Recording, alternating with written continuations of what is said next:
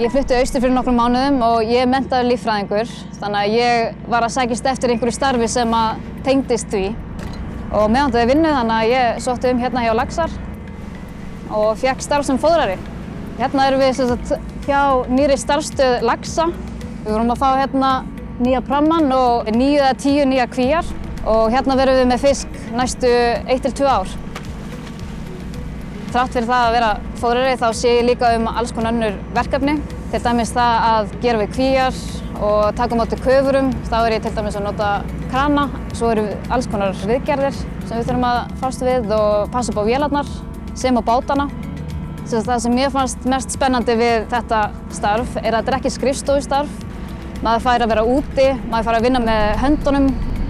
Svo er þetta líka tengt líffræðinni og ég vildi fá eitthvað starf tengt því. Þannig að þetta er bara allt í einum pakka.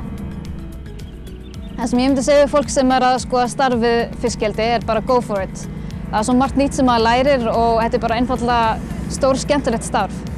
Það eru miklu möguleikar í fiskeldi, bæði hvað varðar starf og nám á öllum stigum. Ég sem líffræðingur hef góða möguleika á því að finna mér masters-verkefni í kringum fiskeldi.